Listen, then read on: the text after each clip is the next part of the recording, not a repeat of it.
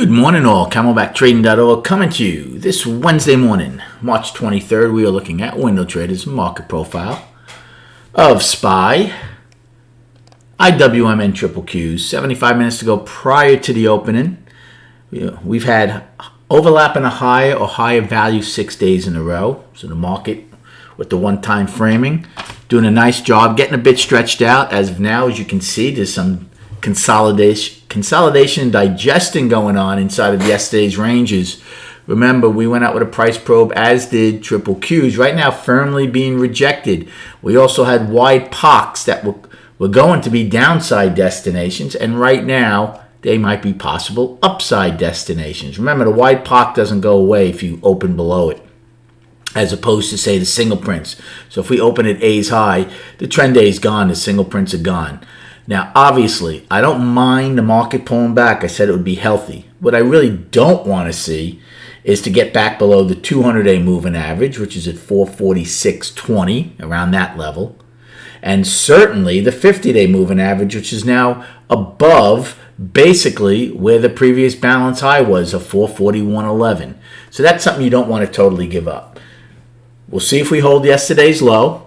Right now, overnight high is 450.20. Actually, it looks like it changed. Give me 1 second, I'll tell you. Yep, 450.50 is the overnight high, and 447.15 is the overnight low. We're not trading much above that, so it's a good chance we will go lower on that, but remains to be seen.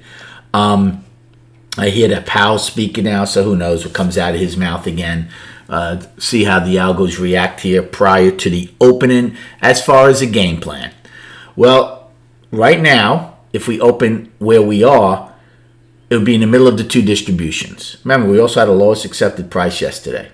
So if we open below G's low, it'll be interesting to see if we can get back above it. If you can't, you're going to have lower value on the day, right? Because right now, it would be lower value to start.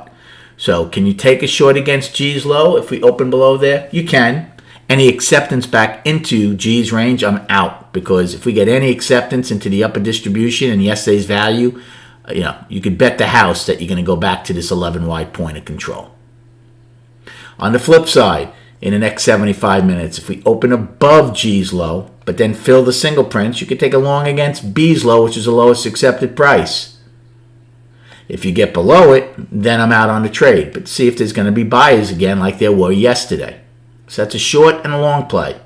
A lot can happen in the next 75 minutes. If we open smack in the middle of the range near the point of control, no trade for me. Then if we were to push up, I would take a short against L's high, which is where the price probe started, because where there were buyers yesterday, there might be sellers today since we opened below it. And on the flip side, if we open closer to yesterday's low, you could take a long the first time against it to see if they defend the one-time framing up. However, if they take it out, there's nothing for $5 until this day's low, right? We were only 7 wide, so there's not a lot to lean on. So those are all real early plays on longs and shorts prior to the opening today. You could say the same thing in triple Qs, basically, because they had the same day as us. Now remember, Russell's a lot different. Russell really got rejected at an 8.5-week balance high. So it's going to be interesting. If we take out yesterday's low in Russell and start making our way down to, say, the 21st low, then we have to see, is that all Russell wanted to do? Remember, both Russell and triple Qs had outside weeks up. So we'll see if those prove to be profitable for the buyers. And then just quickly on the chart. So again, here's the daily. I don't mind consolidation, but I don't want consolidation below the 200 and certainly not below the 50. So if you were to take out yesterday's low and dip below the 200, again, one day wouldn't make a market, but at some point then you want some sideways trade above the 50 and then get going again.